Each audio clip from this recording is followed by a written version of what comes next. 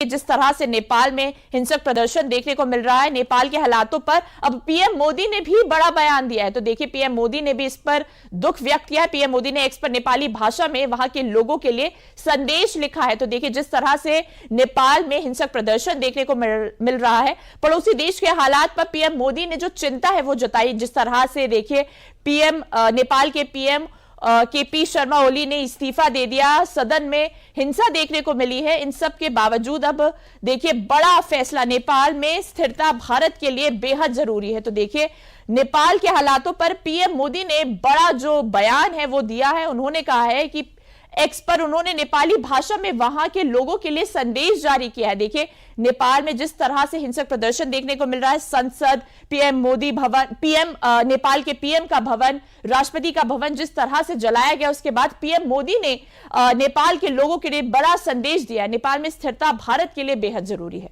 तो देखिए, नेपाल में सोशल मीडिया प्रतिबंध और कथित भ्रष्टाचार के विरोध में चल रहे हिंसक प्रदर्शन के बीच प्रधानमंत्री नरेंद्र मोदी ने भी प्रतिक्रिया दी है। चलिए आपको वो दिखाते हैं। तो देखिए, पीएम मोदी ने एक्स पर नेपाली भाषा में ही नेपाल के लोगों के लिए एक संदेश लिखा है। अपने ट्वीट में पीएम ने लिखा है, आज हिमाचल प्रदेश और पंजाब के दौरे से लौटने के बाद कैबिनेट कमेटी ऑन सिक्योरिटी की बैठक में नेपाल के घटनाक्रम को लेकर विस्तार से चर्चा हुई।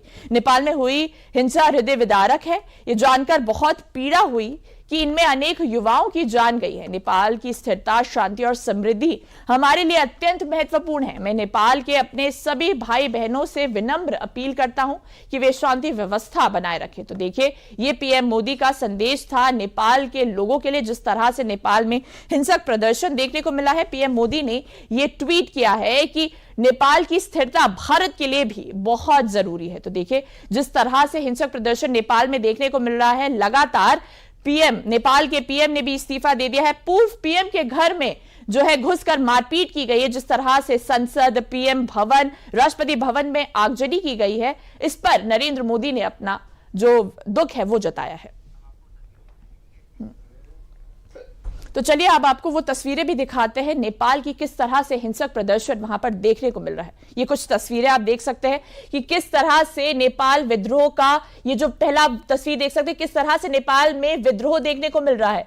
विरोध के ड्रोन शॉट्स भी आप देख सकते हैं, किस तरह से पूरा नेपाल हिंसा की आग में जल रहा है। कांतिपुर टीवी का ये दफ्तर भी फूंक दिया। तो देखिए, जिस तरह से ये हिंसक प्रदर्शन देखने को मिल रहा है, मीडिया को भी नहीं छोड़ा गया है। दिल्ली स्थित नेपाली दूतावास को भी सुरक्षा दी गई है। कहीं ना कहीं जिस तरह से नेपाल में विरोध प्रदर्शन देखने को मिल रहा है, उसकी वजह से दिल्ली में जो नेपाली दूतावास है उसकी सुरक्षा बढ़ा दी गई है। पशुपतिनाथ मंदिर पर भी नेपाली आर्मी की तैनाती हो गई। कहीं ना कहीं धार्मिक स्थलों को सुरक्षित रखने का पूरा प्रयास किया जा रहा है।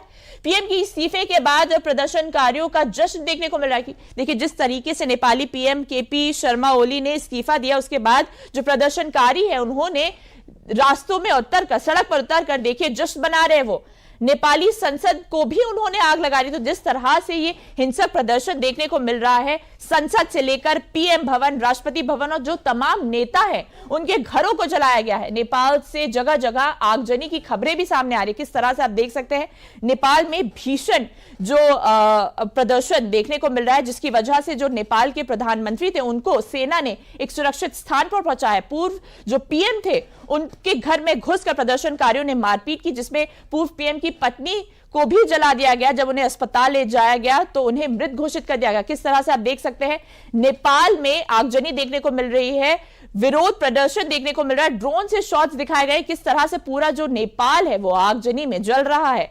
पशुपतिनाथ मंदिर में भी जो है आर्मी तैनात कर दी गई, जिससे सुरक्षा व्यवस्था, धार्मिक जो जगह है, मंदिर है, उसको कोई हानि ना पहुंचे।